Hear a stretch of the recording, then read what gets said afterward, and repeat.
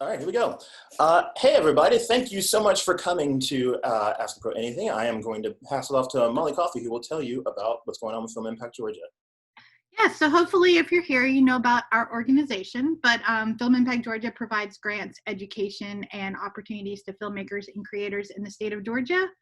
With a diversity pledge, FIG works to break down the socioeconomic barriers of entry into film and television for Georgia residents. A couple of things that we have going on right now is our short film grant for $5,000 is open. The applications can be put in on our website, which is filmimpactgeorgia.org. The deadline for this grant is July 1st, but if you can't get something together now, we do these twice a year. So please take advantage of free money. We have our next Ask a Pro Anything next week is with Paige Simpson. She is the head of development for Scrap Paper Pictures, where they are actively producing diverse content and providing a platform for artists to tell their stories their way. Prior to her post at Scrap Paper Pictures, Paige was the manager of scripted television at Will Packer Media. So that'll be really cool to talk to her about development. Fabulous. All right, James, why don't you tell us about yourself, sir? Sure. Hi, everybody. Thanks for being here. Thanks for having me. Yeah, my name is James Ponsoldt. I was born and raised in Athens, Georgia. My parents are still in Athens. My dad taught at the university for over 30 years. My sister lives in Decatur. And I lived in Georgia until I was 18. I left for college, and then I went to film school after undergrad. Went to film school, graduate film school at Columbia in New York. I had started doing like short films before that when I was in college, and I'd done theater basically my whole life. Then while I was in film school, I started making short films, I guess, of increasing ambition, and then wound up, going to film festivals and things like that with my short films. Wound up getting sort of representation through the short films, and then made my first feature called Off the Black in 2006. It was developed. It was initially something I'd written as a short film, and then sort of expanded upon. And then since then, I've made several features. A feature called Smash, Spectacular Now, End of the Tour, and The Circle. And then I've done TV work as well since, I don't know, like 2013 on shows like Master of None and Sorry for Your Loss, and I don't know. Anyway, lots of TV stuff. So that's sort of my story. And I moved to LA in 2006 right after I made my first feature. Fabulous. So talking a little bit about, going back in time, what were some of the first paid jobs that you got? Did you start off as a PA, or just what was your entry into the industry? Yeah, it was working at Beechwood Movie Theater in Athens, Georgia. That was my first paid job in the industry. Watched a lot of movies that way. And then weirdly, my first paid thing was my senior year in college. I wound up writing like this treatment for this movie. I wound up writing basically a movie that we sold to Comedy Central. Me and some friends came up with this story that we sold to Comedy Central and Tribeca Films, and they made it into a TV movie. It was this kind of silly college comedy thing, but that was how myself and a couple friends paid. That's how I paid for film school, actually, and that's how I was able to afford to live in New York. So that was the first thing, but then very promptly, I was like, when that TV movie shot, I was a PA in the camera department on that, and and then you were a PA in the camera department of the thing that you had written. Yeah, it was really weird. There was this thing that actually that I had written the story, someone else wrote and directed the movie. I was 23.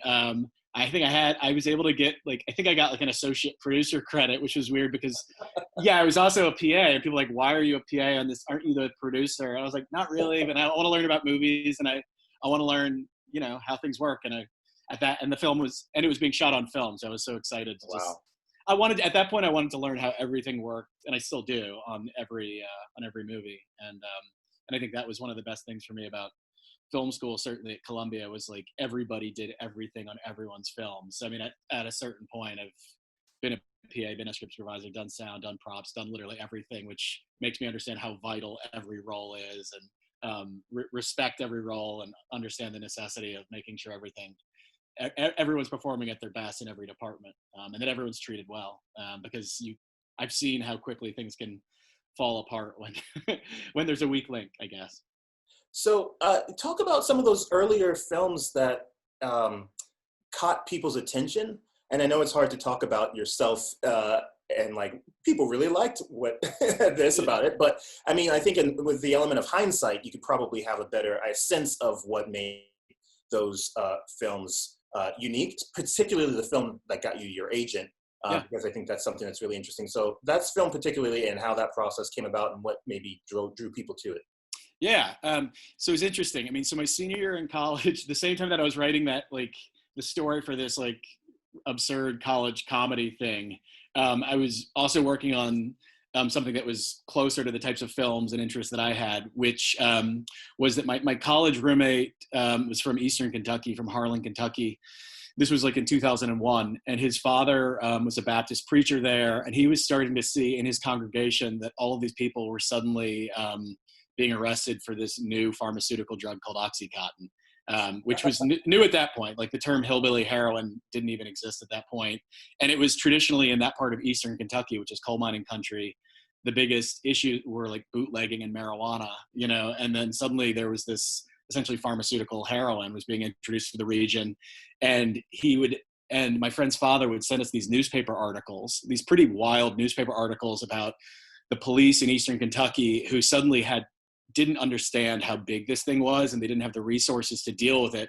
So they actually had started something called OxyFest, where twice a year, they basically realized that there was a generational issue where you had grandparents who were retired coal miners who had black lung disease, who were being prescribed Oxycontin, who had adult children who were unemployed, who needed money. So the grandparents would sell their prescription to teenagers who would crush it and snort it. So suddenly you had like 3 generations of a family who'd been implicated in a felony drug charge. And so what the police would do is they would rent school buses once or twice a year, drive through the hollers, kick in doors, and arrest entire families. Wow. And obviously the pharmaceutical industry was getting rich as well, and as lives were being destroyed. And just that image, I think, of the school buses driving through the mountains of Eastern Kentucky and arresting entire families was this really haunting image. So I, along with my friend whose father was the preacher, wrote a feature script called Coming Down the Mountain. And it was something we tried to get into the Sundance Screenwriters Lab. And we got really far. We almost got in, but we didn't quite make it. But we decided to turn it into a short film. And so we sort of had seen some folks call it a Sling Blade, which became Sling Blade, and then the Bottle Rocket short, which became the Bottle Rocket feature. And that was our idea, was that we would make a sort of a short version of the feature to get funding for the feature. So we shot that, I shot that completely independent from film school, but the summer after my first year in film school, we shot that in Harlan and Whitesburg, Kentucky. And it wound up being a 25-minute short that was way too long. It was sort of like a truncated feature that aspired to be a feature. But that premiered at a film festival in France called Clermont-Ferrand, which is a really big short film festival. It was one of 2 American shorts. And then it played basically everywhere. And from that, I was able to get sort of an agent and have someone to give my work to. And then by the time I did my thesis film in film school, it was like a proper like 9-minute short film that really felt like a short. And I had things that I could show that were very much tonally consistent with the types of features that I wanted to make. So now just to clarify, that film, Coming Down the Mountain, that got you your agent, or did your thesis film? It was that short. Yeah, I mean, trying to remember, it got me. It did. I mean, it happened. I'm trying to think. It got me my agent. Because so that yeah. I mean, I met with agents, and then so I probably went to. I mean, that short film probably went to like 50 or 60 film festivals, and I had no money, but I traveled to everyone that I could afford to go to, and I was only able to go to like one of the European ones. That was the premiere in France, but I signed with an agency, and I knew at that point I'd seen enough really great shorts while I saw all these amazing like 10-minute shorts, and I was like, man, my short film's okay, but those are great. And I did make something that's like under 10 minutes. And I got an agent, and I actually told them specifically, I then wrote a short film called Junebug and Hurricane about a mother and young and her daughter, and it sort of during the sort of coldest day in winter on the sort of outer parts of New York and Brooklyn.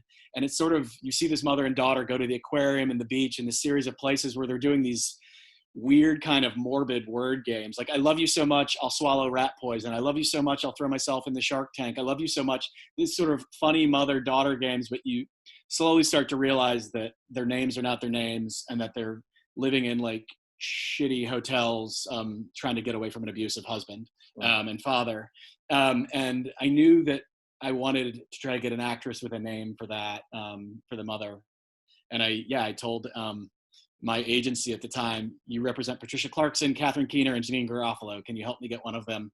And Janine Garofalo wound up being in it, and then a young actress. And so that happened sort of, and I made that around the time that I started to have a feature script. So in very quick order, I now had a short film that looked like a proper short film and a feature script where people, if they were going to say, can you direct something, I could show them that.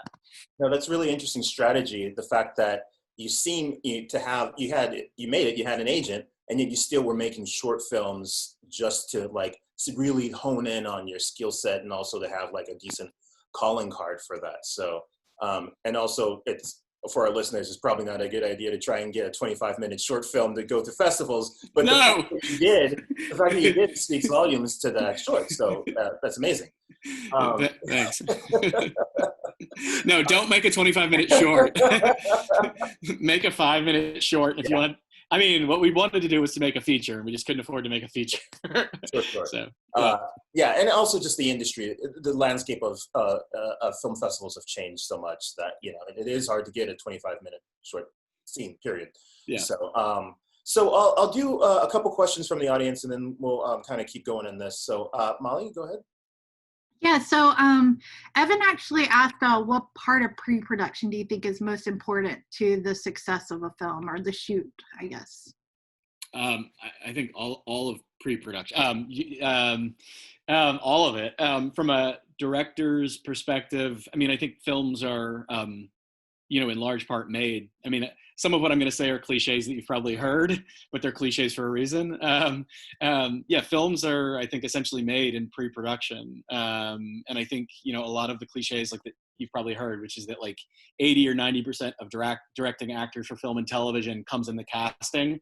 I believe that as well. And it's the casting, the actors will be in front of the camera, casting your department heads, hiring the right people, being on the same page, all of that. I think it's not that pre-production is free time. I mean, at a certain point people are working and that's paid prep. But before that, you could be in pre-production or pre-production, for years before it. And that's the time when you can be, if you have collaborators, production designer, a cinematographer, a location scout manager / friend, when you can be, actors who will be in it, who you can be just talking to on the phone, I mean, all those things can be happening, long before you shoot it, and they should be. And if you're not using your time well. Because I mean, I think, if you're on set and an actor is asking you, what is my motivation for this scene? Why are we doing it? Then you've really dropped the ball. It's just like, it's a bad use of time and resources. It's literally time that you're not filming. So your money is literally burning in front of your face. So I think by the time you get to set, everyone should be on the exact same page, obviously, about like what the plan is for the day. I mean, within that structure, I think comes a place for improvisation and spontaneity with the actors, which we can talk about as well when it comes to directing actors and working with actors. Yeah, actually, that's a good lead-in, just because you went from, I was asking about some of your bigger stars now, but like you started off working with some professionals, obviously Janine Garofalo, who I've been in love with since I was 12 years old. But like the idea of going from your buddies in college to then working with a star like Janine Garofalo, who can notice your bullshit pretty quickly. Yeah. And, and a lot of times when we learn how to direct, there's all this like philosophical things about talking about the action of the scene and the motivation of the scene, and like trying to, they won't say, don't be sad, directing, saying like, don't be sad, don't be happy, like really shorthand stuff. But when you work with professionals like that, can you talk a little bit about how that process goes? I mean, are you still really directing them? Or are you just letting them go? Yeah, I mean, in my experience, and maybe I've been really lucky. I mean, I tend to be very thorough in the way that I vet people, whether it's actors or like if I'm working with a new department head, which is to say, I mean, if I'm meeting with them, it's because I like something that they've done. So they don't need to prove their talent to me. I know they're talented, obviously, and I think getting coffee, talking is getting to know. I see sort of like the script that you've given to whether it's a production designer you're interviewing or an actor. The script, it's sort of like a tennis match or something. Like the script is like the initial serve. So I want to, instead of me giving them a script and then saying, and I want you to do exactly this, I want to hear their ideas. I want to hear their imagination. I want to get a sense of their own life. Like, do you have a family? Are you religious? Do you eat meat? Are you nice to waiters? Like all those things are important to me. And I also ask around. I ask everyone that I can find who get their email or phone number, what do they actually like to work with? So I've been really fortunate. I mean, the people that I've worked with, the actors, it doesn't matter how famous they've been. They're really generous and thoughtful and open, and they're not insecure. I think insecurity, anyone can be insecure, but I think that could be younger people who've gotten famous too quickly or something. I don't know. I haven't dealt with that a lot. I mean, most people that I worked with, I genuinely think are artists, and they understand that it doesn't do them well or do the project well to undercut or undermine a director or to humiliate someone, you know what I mean? Or to mansplain to another actor or any of those things. I really haven't seen a lot of that. But I do try to spend a lot of time at the head sitting and listening to their ideas about the script and hearing all of their questions. Like I want to be on the same page as them about like what their thoughts are about every scene in the film. And they can have a different interpretation than me. And that'll be part of a conversation that hopefully we have months before we're on set. And, I make sort of a promise to the actors before we begin shooting from the first time I sit down with them, which is that anything they want to do in front of the camera, I will film. Like if we've done 4 or 5 takes, or if we've done 12 takes, and I feel like we have it, I'll always say, I think we're good. I think we're good to move on. Do you feel okay? And if they say, I want to do one more, there's something I want to do, I will always shoot it. But they just have to agree to do everything that I ask, and understand that it's a foundation of trust and mutual respect. And if there's scenes that involve physical or emotional safety, like a stunt or a sex scene, we're going to talk that through well before we get to set. We're going to block that. We're going to have intimacy coordinators or stunt coordinators. So they're never going to be put in a place where they can feel vulnerable or exploited. I want them to feel, when we're on set, I want them to feel safe to explore and play. I want it to be a sacred and safe space where they feel really protected. And I also, for what it's worth, it sounds obvious, but I also ask them the first time I meet them, I'm like, how do you like to work? Because if I'm talking to someone who's been doing film roles for 20 years, it's really patronizing and nuts for me to explain to them my process. I ask them, I'm like, what do you need? Do you want me to write you a 20-page character bio? Do you like to improvise? Do you not like to improvise? Do you like to rehearse? Do you not like to rehearse? And then I'll also ask them, I'll also say, like, and I'm very literal, I'll say, without naming names, tell me like what one of the worst experiences you ever had with a director is, and like, what's the best one? Just so I know what we're going to do. And it's different. I think you have to be a jack of all trades as a director. You have to be work in theater, you have to work in psychology, you have to work in diplomacy, you have to be someone's best friend, someone's parent. It depends on what that person needs. And to me, I don't really care how the actor gets to the results, whatever process for them works, assuming that they get to it with a respect for the people that they're working with. So that's interesting though, because like obviously one of the biggest names that I recognize from your resume is Tom Hanks. I think most people in the universe recognize that name. And so when Tom Hanks is on set, and you can be as transparent as you like to be, but if he does something that is not quite what you had in mind or not quite in your vision, and you need to massage that moment, even if it's just a granular thing in between takes, are you coming up to him and being like, maybe you could try like this? Or what does that conversation feel like? Yeah, I mean, it's really, I think a lot of it, like, I feel like the time that you're able, again, not everyone has the luxury to spend a lot of time with actors before you shoot, but it really, I think you should do everything you can as a director to just think of it as banking time. Like you're creating a deep well of trust and shorthand, you know what I mean, that you can tap into. And you can go really, really deep. I mean, like I made a movie called Smash with Aaron Paul and Mary Elizabeth Winstead, and with Mary, you know, her character was an alcoholic, and that's not Mary, and Mary's like a very stable, very thoughtful, kind person who's not as damaged as that character was. But we spent months and months and months rehearsing that role and working with an acting coach on that. We spent a lot of time going to open AA meetings. I had a lot of people sort of as, for lack of a better term, consultants with her. I spent time with her and Aaron, where in some cases they were actually drinking, and I was sort of their designated driver to create like a history. But we also, I mean, Mary and I spent a lot of time getting to know each other, and me understanding the relationships that were the most emotional for her in her own life, that were never to be public information with the rest of the cast or the crew, but that we could tap into quickly, you know, that we could refer back to as a shorthand that we could privately talk about, like if a scene wasn't working. So whether it's with someone like Mary or Tom or whomever, the time that we spent together, you know, it's a common understanding about the character. So we're not trying to work that out or figure that out on set. And then, yeah, I try to be very on set, I mean, I speak individually to the actors. After a take's done, I'll usually take them aside. You know, I don't really want the other actors to know what I'm saying to one actor, because I want them to hopefully be surprised, you know, and sometimes that's what I'm going for. Like maybe I'm talking to the actor who's off camera because I want the one who's on camera to be surprised by what they're going to do. But I try to not as neurotic and like as much verbal diarrhea as I might have right now when I'm talking to an actor on set.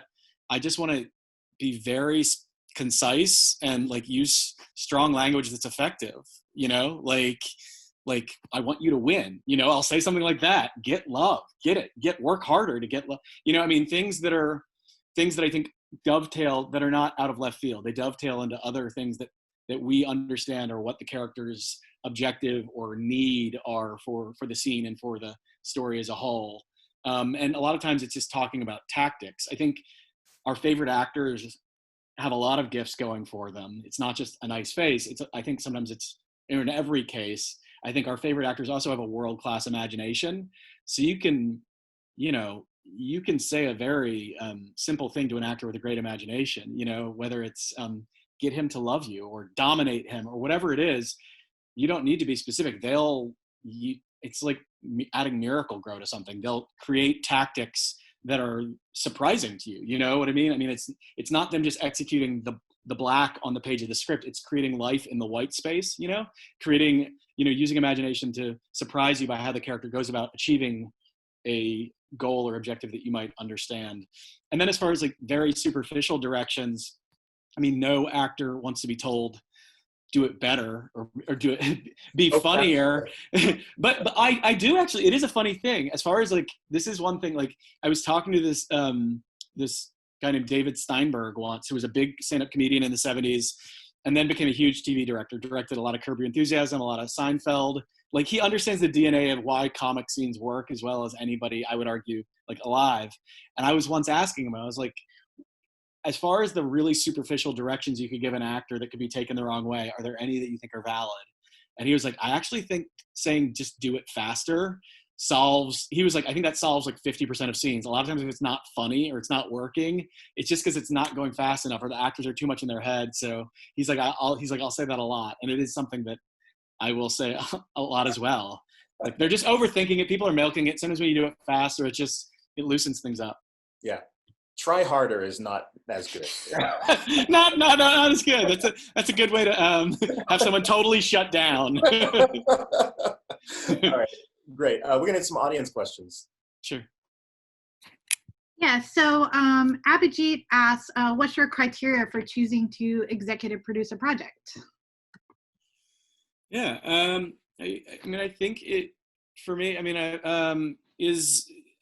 I've done it only a few times, and it's in most cases been like someone even that I knew well. Like I think my friend Sean Mullen, I produced a film of his, exec produced a film of his where we'd known each other for over a decade, and I knew his story and where he came from, and believe in him as a filmmaker, and and then I also love the script. I mean, I have to love a script and connect to it, and also think that I'm helpful. I mean, an executive producer credit is a funny thing. I mean, like so can be associate producer credits or co-producer credits, of which I've had on things as well. I'm aware like that. it can mean anything. It can mean someone brought money to something. It can mean someone just made an introduction. It can mean you just lent your name. Sometimes people become executive producers after things are made. I think in a lot of cases it's someone leveraging their name in some way to just help a film move forward just a little bit, which is part of the role of a producer. I mean, a producer can do anything and everything on one, but in some ways, if you've helped something get closer to the finish line of the director's goals, then you're helping. I've also had a lot of times when a friend or someone I knew asked me to be an executive producer, and I'd probably talk to them for 10 hours about their project, either watching rough cuts or reading scripts. And I've also said, you can thank me or not thank me in the credits. I didn't actually do much. I did what I would have done anyway. You know what I mean? So that's overly generous. So it's kind of case by case, I think. I mean, I've been helped by so many people along the way at every point in my life and in my career, like people just leveraging their names to legitimize something I wanted to do or make an introduction or all those things that I couldn't live long enough to pay that back to other people. So whenever I can in any way, I'm happy to. And usually it just goes from doing something behind the scenes and being honest with them about what I'm seeing, like in a script or a performance in a rough cut or whatever it is. Well, and it also sounds like, talking about choosing projects, you've had a pretty wide berth of films and projects you've worked on, but they all seem grounded in human stories. Even The Circle, which is arguably a little sci-fi, still feels very now and present in a way. So do you feel that is something, the type of artist that you are, or is that just something that you have found yourself kind of falling into, maybe a genre or what have you? Yeah, I think it's one of those things that I'm speaking just for myself. I think other people might operate from a different place, but I only sort of see the through line in things that I work on when it's pointed out to me later by other people, like Master of None, the show I did with Aziz Ansari, which is something that I read. I didn't know Aziz before it, or Alan Yang, who we created with, or Mike Shore, who was an exec producer on it. I knew their work from Parks and Recreation and knew Aziz's stand-up, but that was something where, I didn't know that those guys were familiar with work that I'd done, and they sent me the first 4 scripts, and it was something that I really connected to. There were questions that I had about why they would want to collaborate, because it seemed like we were coming from different places, at least aesthetically, network sitcoms and a movie like Spectacular Now, which was sort of a point of connection. But then in talking, all the superficial differences kind of evaporated, and I realized we were on the same page. And I think I've always been someone that doesn't really see, growing up and going to like Blockbuster Video and seeing like a drama section and a comedy section, and it always seemed funny to me because a lot of my favorite dramas were really funny and a lot of my favorite comedies broke my heart, and I was like, life feels like neither. And I think the stories that I really like, they tend to, if they're categorized as something, so be it, but they tend to possess, humor and heartbreak in equal doses, hopefully. And it's funny because in hindsight, after deep diving into your work, and I'm a huge Master of None fan, I can totally see how that series, knowing Aziz only from Parker and Rec, you would be like, why would he want me? But the fact that you did the pilot, yeah? Yeah, I did the first couple episodes. The fact that you were brought on the ground floor really shaped that series to make it more grounded and make it what it is. So I can totally see how those marriages of the two voices came together. Yeah, I think, my initial, the scripts were fantastic. Aziz and Alan Yang, who they created it together. They're phenomenal writers. Two of the funniest, most thoughtful, hardworking people I've ever met, and inclusive, just really amazing. And so the script, it was all pretty great on the page from when I first read it. But again, my frame of reference was Parks and Recreation, which was sort of a handheld faux doc, kind of in the Office mold. And it was just clear, I think, in talking to them, that when we talked about, I just talked about, sort of as I talked before about the idea of like a tennis match or something, I really just set that aside and talked about what I saw in the scripts, like what I responded to and what it reminded me of and what it excited me about. And, I was thinking of a lot of humanist comedies from the 1970s that I liked, like Hal Ashby films and Paul Mazursky movies and things like that. And there were things that in some cases there were references that they knew and they didn't, but it was really, a lot of it was talking about aesthetics and what you could do. The questions of literally what you could do on TV, what and my questions were, if we do this thing that you seem to like that I do, is that going to seem pretentious? Because I don't want to make your funny script unfunny. Like, a lot of it was just getting on the same page about tone and values, and then putting, really building it. I mean, when you do a pilot, which I've done a number of times, like, you're doing an indie film, you're literally putting it together, you're putting together a crew, you're really prepping it like that. And then it might just be for a 30-minute thing, or it might be something that goes on for seasons. Yeah. Okay, we'll do a couple more audience questions. Yeah, so Michelle brings up that you've made some movies based on books. Can you explain the process of how you secured the rights and any fees and challenges associated with that in particular? Yeah, I've done it a number of times, and like right now, like I'm doing a lot of writing right now during quarantine, is because no one's shooting anything right now.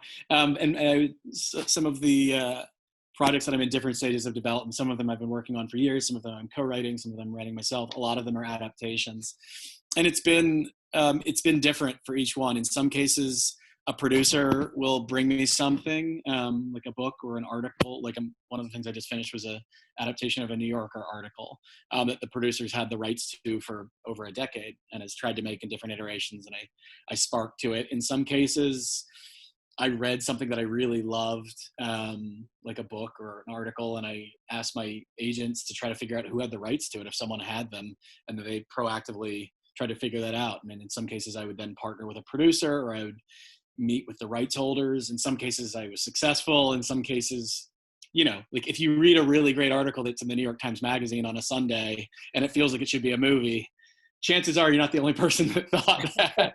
So I've probably been more successful when I've been most successful, like, if it's something that where its cinematic value, I'll say, like, is obvious. I've been more successful when I've partnered with producers, who have money, or where it's something that maybe is a story that, for whatever reason, the rights have lapsed, and that, it's an article that came out 10 or 15 years ago or something. So it's been different scenarios, but I mean, I'm pretty omnivorous. I read a ton. I mean, I guess that's what I would say. I mean, the question to how I think you should read voraciously. I think you should read books. I think you should read plays and go to theater. I think you should read as many newspapers with different perspectives as you can find. I think you should be on Twitter. I think you should be everywhere. I think you should watch old movies. I think you should watch tons and tons and tons of foreign films, which maybe, if you're interested in such things, maybe it could be remade. Maybe they shouldn't be. All of them. For the most part, it's rare that I don't sit down with a book usually and say, I'm reading this solely to see if I can make it into a movie. I'm reading it because I love reading. And if I really love it and can't stop thinking about it, I mean, that's the criteria for me for anything. I can't stop thinking about it. Like, I go to sleep and I'm dreaming about it and I can't shake it. And that's usually when I know that, I mean, I feel like if you're going to make a movie, movies can be really hard and they can take a lot of time. They can take years and years of your life.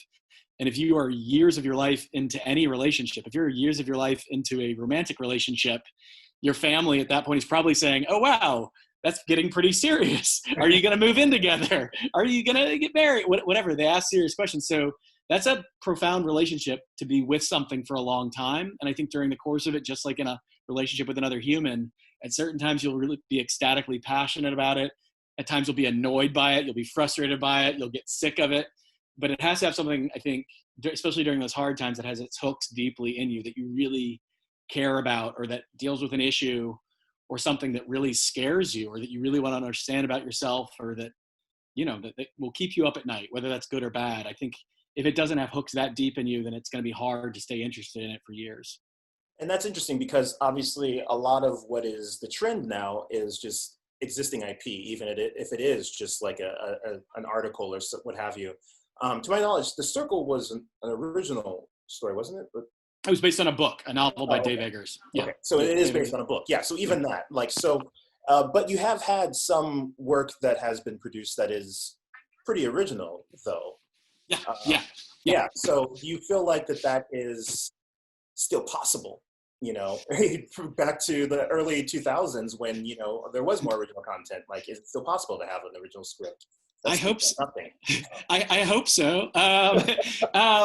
Yeah, no, I mean, I have, to use the weird, like, past future tense, I don't know if that's the correct way of, like, there's a film that I was in early prep on, when the pandemic began. That was something that it's an original script that I wrote with a friend that we'd been working on for in a year and a half or so, and in like late January, early February, we were cast with all of the adult roles, like which had been a complicated process of putting the right cast together to get financing. And we had set a start date to shoot in late July, August, which is specifically because of one of the actors was going to be working on a play that would take him until essentially late June. So we'd set those dates, and then the pandemic started. So like that's one of those, and now it's one of those sort of films that maybe small footprint, small cast, like it's already cast, could potentially go, but I mean, we'll see. That's a whole other conversation, but that's an original script. And I would say for me, it's like 50-50. Like the things that I'm working on, they're probably half things that are original ideas that I've either then written myself or co-written, and then things in some cases that are adaptations of other things. That's actually a pretty good ratio from what I understand as far as content, as if it's 50 original, 50%, IP stuff. So that's great. Okay, Molly, we'll do some more audience questions. Yeah, so Crystal brought up The Spectacular Now, which obviously you shot in Athens. Yeah. What connected you with that story thematically? And then also what went into the decision to bring the show back here?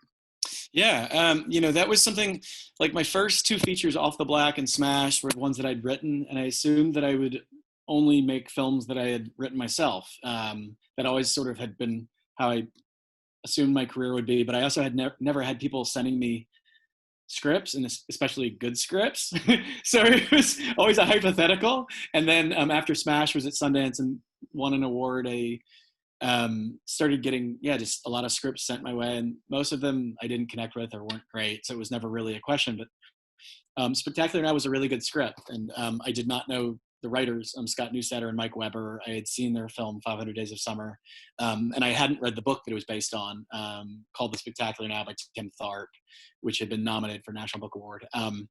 But yeah, the script was really good, and it was, I'd always had, I think every filmmaker secretly has this itch that they feel they need to scratch, is just to make a story that's somewhat autobiographical, in a very literal way. And I think I'd always there had been a adolescent sort of set in Athens, Georgia story that was always in the back of my mind. And then when I read the script for Spectacular Now, the main character Sutter was like very, very similar to myself and a lot of my experiences growing up, and that I connected with. I mean, there were superficial things that were different. The book and the script took place in Oklahoma, for instance, and there were other things that were superficially different when I first read it.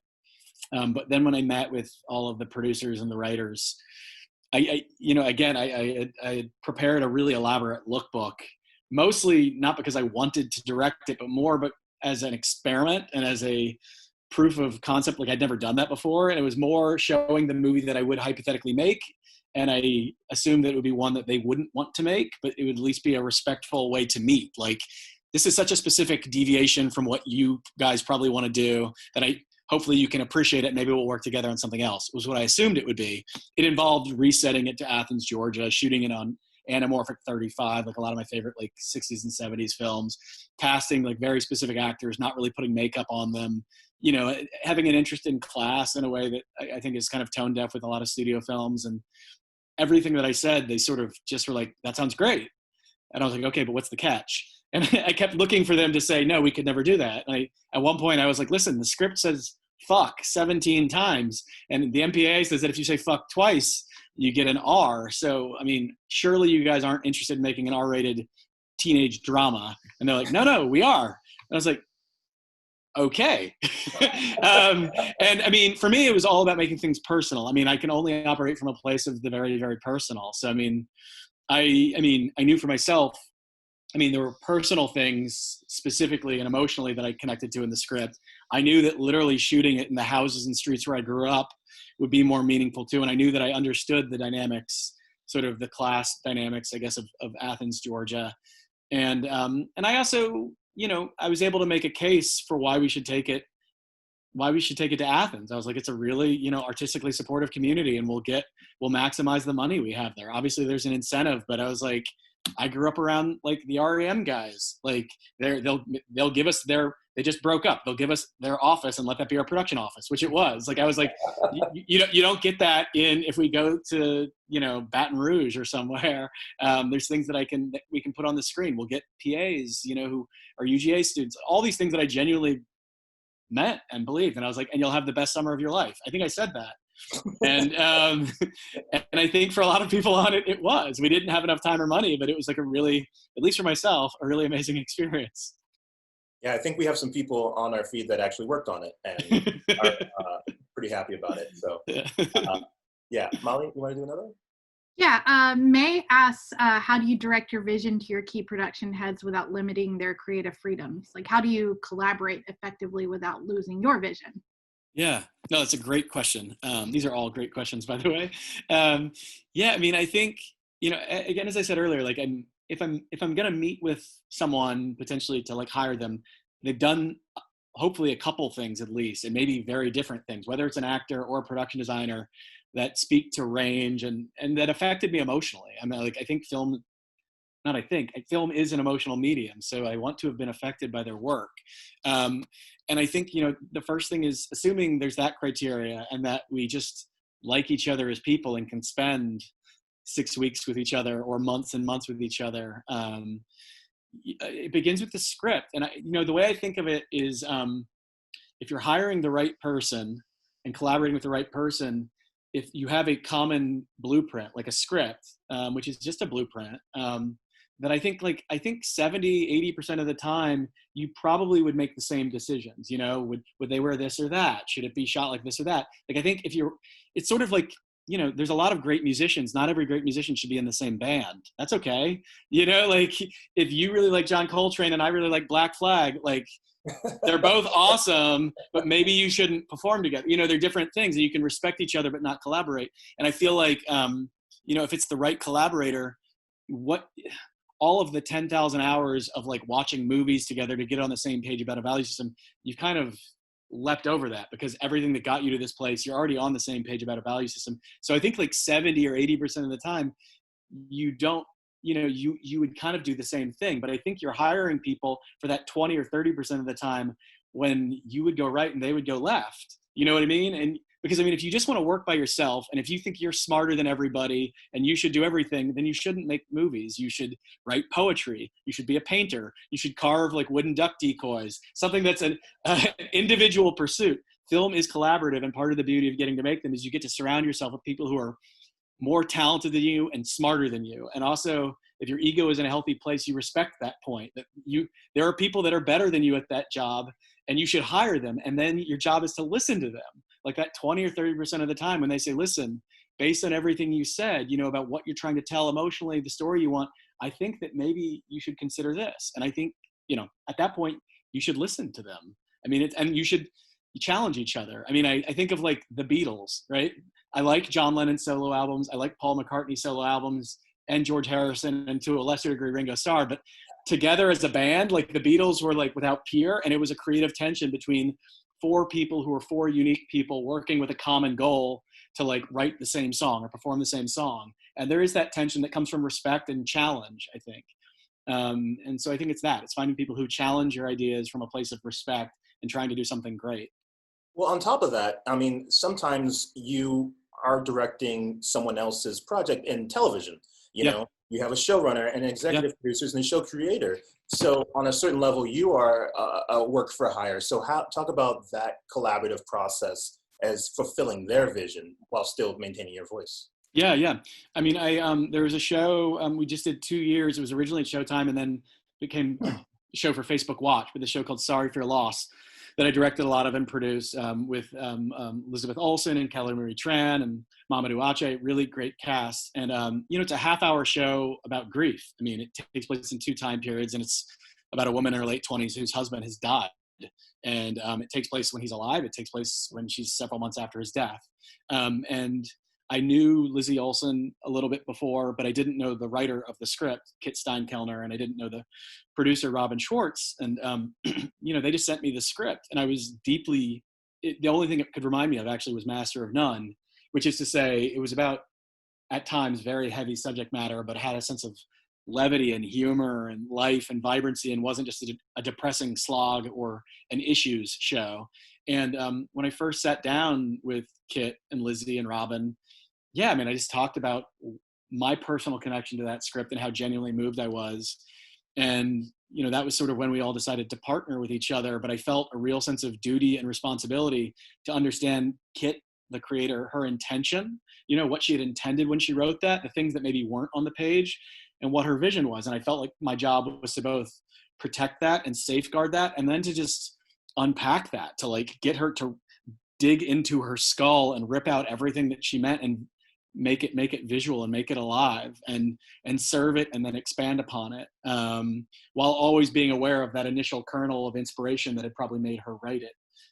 So to me, that's a really fun collaboration whenever I'm able to do that, because if it's something that I've written, you know, like Smashed or Off the Black or things like that, like it's so personal, and every word is, you know, I can be overly brutal on it because I wrote it and I'm a tougher critic on that. But if it's something that someone else wrote, I'm able to just look at it as this beautiful found object, you know, and I think I'm able to like really just work on my craft and not have to deal with my own personal damage and issues of the thing that I wrote. Yeah, that's really great. Okay, Molly, we'll do some more. Yeah, so Chad asked, what are some of the logistical challenges that you faced while shooting in Athens? The logistical challenge of shooting in Athens is a great question. So, I mean, this was summer of 2012.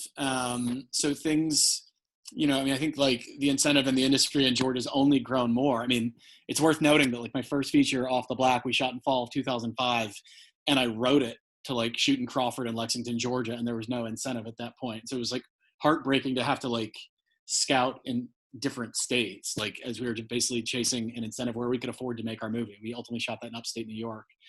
So by the time we shot Spectacular Now, there was the incentive in place. I mean, I had created a hurdle by placing it in Athens and not Atlanta, because as a lot of you know, they're not on top of each other, and they're, you know, they're 60 miles apart. So I mean, the crew, it was an interesting mix of, I mean, there was not the depth of crew base in North Georgia that there certainly is now.